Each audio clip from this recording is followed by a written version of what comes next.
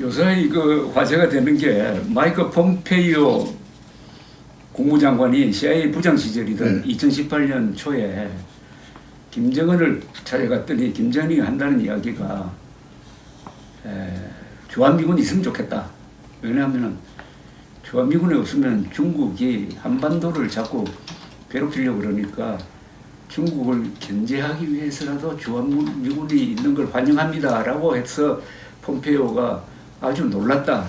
이런 이야기가 있었는데 그게 농담입니까? 진담입니까? 아니면 농담 반 진담입니까? 난 그건 농담이라고 봐요. 농담이라고 보십니까? 왜 그런가 하니 김일성이 때부터 3대가 내려오면서 유지한 기본적인 노선이 있잖아요. 통일이란 뭐냐? 반미 민족해방투쟁, 사회주의와 자본주의, 혁명과 반혁명 사이에 날카로운 계급투쟁, 이게 기본이란 말이죠. 그중에 가장 암적인 존재가 뭐냐? 미군이란 말이죠. 그러니까 미군을 내보내야만 된단 말이죠. 그렇죠. 맞으면 미군이 있는 사이에서 있는 데서 통일을 하자면 이건 군사적인 작전밖에 없겠죠. 근데 비군사적인 작전, 통일 전략을 쓰려면은 미군이 나가게 하는 게 가장 좋잖아요. 그래서 나는 그 폼페이오하고 얘기한 가운데서 미군이 그 김정일이도 한테도 그런 소리 비슷한 이야기 했습니다. 예. 그렇죠? 예. 그거는 아마 그쯤 되려면은 우선 정전협정 정도 가지고는 안 될 거고요. 평화협정이 체결돼야 될 거니까. 평화협정 체결되면 미군이 있을 이유가 사실 없죠. 그 북쪽에서 명분이 또 하나 생긴단 말이죠. 근데 평화협정 체결되면 미국이 요구하듯이 핵이 없어져야지. 그러니까 핵 있는 상태에서 평화협정 못하죠. 그러니까 지금 북쪽에서 지금 주장하는 거는 자기들은 핵 다 가지고. 그럼 뭐 우리가 뭘 막겠어요? 미국 나가면. 그러니까 그건 도저히 실현 불가능한 이야기를 얘기죠. 하는데 뭐 그거는 뭐 아무런 정책적인 의미가 없지만 다만 북한이 김정은이가 느끼고 있는 어떤 중국으로부터의 위기감이라 압박감을 이해할 수 있는 거죠. 그거는요. 이 김정일 때만 있었던 게 아니죠. 그 전에도 있었죠. 김일성 때부터. 특히 나는 평안도 사람인데 예. 우리 평안도 사람들은 그 해당처부터 중국 사람에 대해서 아주 싫어했거든요. 그러니까 그런 의미에서 만보산 사건 이런 게 있지 않았어요? 만보산 사건 때 많은 그 사람들이 맞아 죽었거든요. 그때 그 평안북도 일대에서도 중국 사람에 대해서 같은 방법을 하고 그랬는데 그런 영향이 있기 때문에 당초부터 중국 사람을 좋아하지 않는데 특히나 김일성의 경우는 항일 발제산 운동인가 뭐 할 때 상당히 천대받았어요. 또 6.25 때는 팽독회가 들어오지 않았어요? 팽독회가 들어와서 이런 소리 했다고 그래요. 그 진짜 모르겠는데 메카드를 상대로 해서 싸우는 건 당신이 아니고 나다. 아, 그렇지. 그 말 맞지. 나다. 그러니까 작전에 뭐 군소리하지 말아라. 나는 나대로 작전할 거고 넌 너대로 작전해라. 완전 이니시아티브가 완전히 넘어간 거지. 그리고 또 하나 중국을 미워하는 이유를 알겠어요. 그러니까 압록강 두만강 국경에 미군이 간다고 하면 그 용서될 수가 없거든요. 그렇죠. 그러니까 미군이 있다고 해도 거기까지 가면 안 되겠죠. 휴전선 여기 있어야 되겠죠. 만약에 그 폼페이오하고 얘기할 때 김정은이가 얘기했다는 지금 주한 미군이 있어도 좋다. 어디 있느냐? 그렇죠. 압록강 두만강 못 갈 거란 말이죠. 뱅간이 그 6.25 때도 40도 선 정도는 휴전 가능하지 않겠는가 봤거든요. 그럼 편도 원산하고 평양 거리거든요. 그를 비롯해서는 만주의 안전 보장을 위해서는 한반도를 장악해야 된다는 게 중국의 기본 전략이고 이 기본 전략이 언제나 작동을 한단 말이죠. 그렇죠. 간섭도고 그 김정일 때 그 맨 처음에 김일성이가 보냈지 않습니까? 1982년인가 중국 가서 잘 보고 오느라. 그렇죠. 그래서 가서 보고 와서 아이고 저 잘 됐다고 한참 떠들었단 말 중국에서는. 그리고 와서는 절대로 중국식으로 가서는 안 된다. 안 된다. 정신이 약하다 이거는. 그거보다도 있지만은 우선 그 개혁 개방으로 가면 무너지니까. 그러니까 그 중국과의 관계 잘못하다가는 밑바닥이 무너지는 가능성이 온다. 그 결과가 오늘날 얘기하는 반동 사상 문화, 뭐 배격법인 이런 게 다 그런 의미에서 보면은 중국에 대한 경계는 대단히 심할 거다. 그러니까 북한의 이 전략 선택에서 핵심적인 게 아까 말씀하신 80년대 초에 등소평이가 김일성을 초대해가지고 우리 같이 개박을 좀 하자고 그랬을 때 그걸 본 김일성이가 돌아와가지고 절대 안 된다. 이렇게 하면은 우리는 중심이 자꾸 짧아가지고 자유물건이 들어오면 무너진다. 어떻게 도리가 없는 거죠. 그 선택이 지금까지 계속되는 거죠. 그렇게 안나는 앞으로도 계속되리라. 앞으로도 계속된다. 그렇게 보면은 미군을 남긴다는 것도 의문이지만은 남는다고 할 때 어디 있을 거냐 안 말이에요. 근데 혹시 이렇게 생각할 수도 있죠. 미군이 중간돼서 남북 간에 싸움하는 걸 말리는 중간대 입장에서 그렇죠.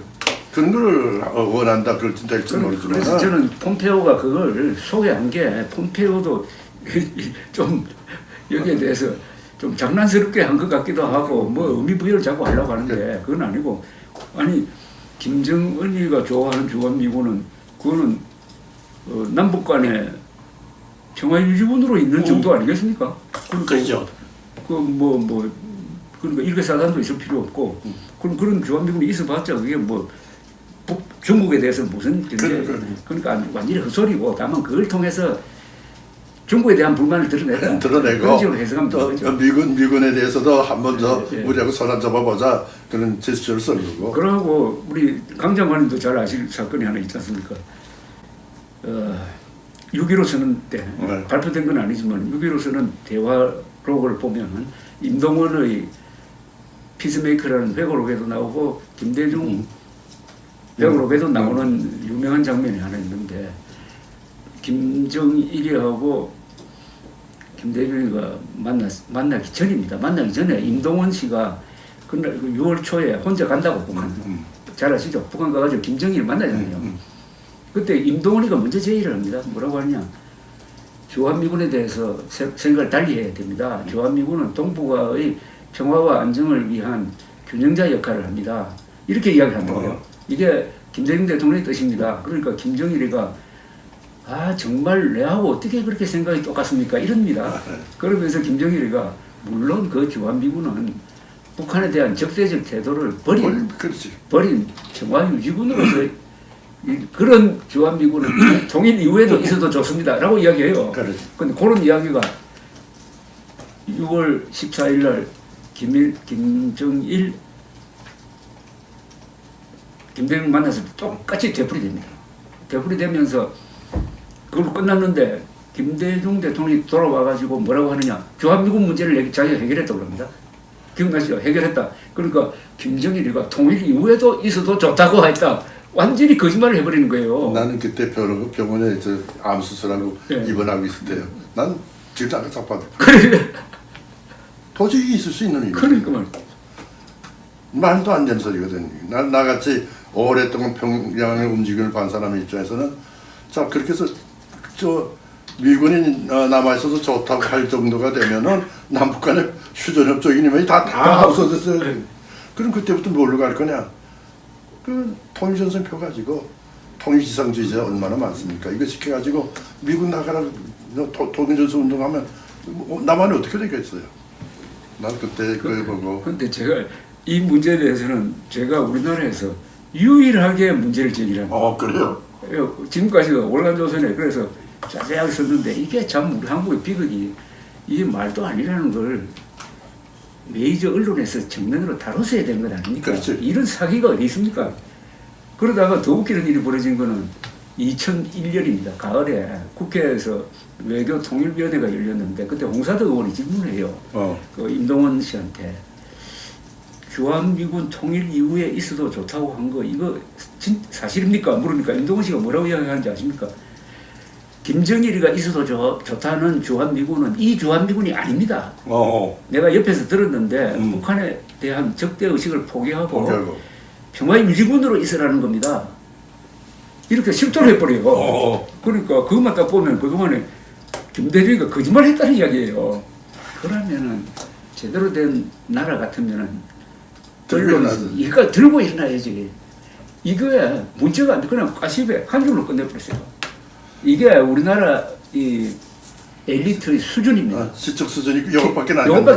이런 중대한 문제에 대한 김대중의 반역적 거짓말인데 이렇게 됐다 이겁니다. 그러니까 형식상은 김대중, 김정일이가 주한미군 중립화, 주한미군 무력화에 대해서 밀약을 한 겁니다. 난 여태 우리 국내 문제 이 분야 안 했었기 때문에 구체적으로는 몰랐단 말이죠. 난 그때 도쿄 내내 있을 테니까. 그 와보면 자꾸 변하는 거야. 이거 주장들이. 그 신문은 그 도쿄에서도 볼 수가 있으니까 조선일보도 보고 동아일보도 보고 이런데. 그때 우리 강 장관님 통일부 장관을 하실 때인데 그때 잠시 문제가 됐어요. 뭐냐면은 청와대 대통령실 측에서 자꾸 이런 이야기가 나온 거라. 주한미군 위상 변경이란 말이 나왔어요. 그 말 기억나시죠? 주한미군의 위상을 바꾼다. 그건 고려해 볼 만하다. 이런 나오는 거예요. 그러니까 위상을 말하면 평화의 정도로 그게 남북 간에 뭔가 이야기가 왔다 갔다 한 거예요. 그때 그러니까 이 정주영 영감을 해상도에 왔다 갔다 하든지. 그러니까 앞으로도 그런 말 나올지 모릅니다. 주한미군 위상 변경에 대한 논의. 그 말도 안 되죠. 그래서 그거하고 이번에 김정은이가 헛소리한 게 딱 일치되더라고요. 내로는 전술이겠지. 그러니까 이래 흔들어가지고 주한미군 꼭 북한에 대한 적대 세력이 아니구나. 가질 필요가 있나? 중국에 대한 이렇게 해가지고 완전히 주한미군의 필요성을 사람들이 헷갈리도록 만들고. 주한미군은 순전히 중국을 상대하기 위해서 있는 건 아니야. 그래가지고 곡해를 하도록. 큰 문제죠. 큰 문제입니다. 이게 그러니까 오늘 이번에 폼페이오 헛소리 하니까 박지원이가 또 나와가지고 자기도 비슷한 이야기 들었다면서 그게 또 숟가락을 하나 얻는 거예요. 자, 그런 말을 진실로 받아들인다는 것조차는 우리는 도저히 이해가 안 가는 거죠. 그런데 지금 북한 사정이 어떻다고 보십니까? 지금 일반적으로는 핵 개발해가지고 대북 제재가 2017년부터 본격적으로 작동을 하고 거기다가 코로나까지 더해져 버렸는데 그리고 작년에는 미사일을 여러 수십 개를 사가지고 그것만 한 10억 달러 이상 날렸다고. 그렇죠. 근데 어떻게 견디느냐? 이 미스테리는 어떻게 보십니까?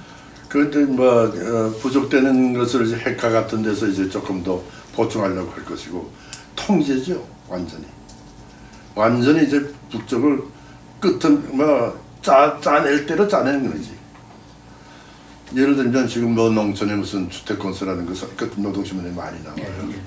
그 전부 다 중앙에서 돈을 보내서 하는 게 아니랍니다. 전부 다 밑에서 빼내는 거죠. 그러니까 세멘트 너 얼마 내라 이런 식이죠. 그러니 그 노동력은 인민군대니까 그것도 매기기만 하면 되니까. 그러다 보니 거기에다 쌀까지 식량까지 모자르니까 요새 또 밀로 대체하겠다고 생각하는데 밀이 또 그렇게 내 편도 놈이지만은 밀 생산이 그렇게 북쪽이 잘 되는 게 아니거든.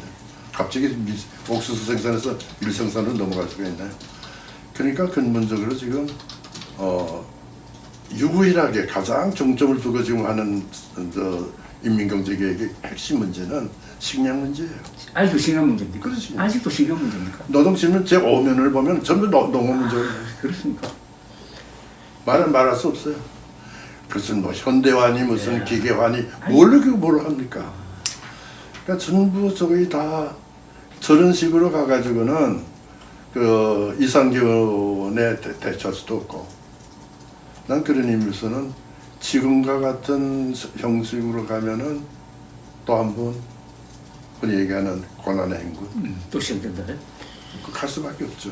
자, 그런데 그렇게 되니까 장마당이 다 죽었단 말이죠. 예. 근데 에머지 세대들이 나왔단 말이야. 새로운 세대들은 얘들은 사회주의라는 게 사실 혜택을 입은 적이 없거든. 시장에서 엄마들이 쌀 사다가 밥 해준 거지. 걔들 보고 사회주의가 어떻고 계급투쟁이 어떻고 떠들어도 그 많이 덮이죠. 그 들리겠습니까? 지금 그 상태에서. 그러니까 그걸 어떻게 교육시켜 보려고 지금 안간힘을 다 쓰는 거죠. 난 소년단 대회니 이런 걸 하는 걸 보고 작년에 굉장한 대회가 많았어요. 세포회니 무슨 여성동맹회니 엄청나게 전부 다 사상 문제예요.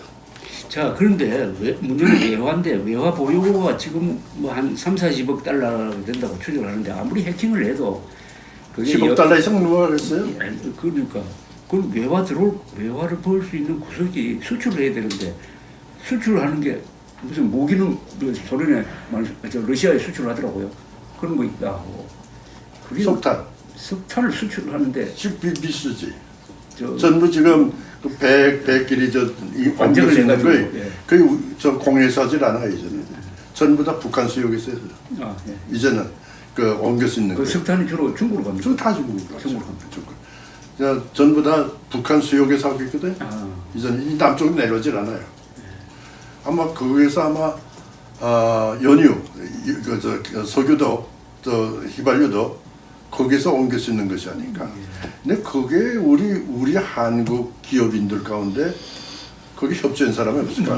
많아요. 그런데 그게 저 문재인 때는 그냥 듣고 넘어갔는데 그거 파고들면은 그 아주 이상한 음모가 있습니다. 그저 후르카와리는 친구 압니까? 저 일본에 그저 하버드대학 로스쿨 나와가지고 일본 외무성에서 대북 제재위원회 패널로 보냈던 친구. 저 책을 하나 썼죠. 그 책을 봤어요.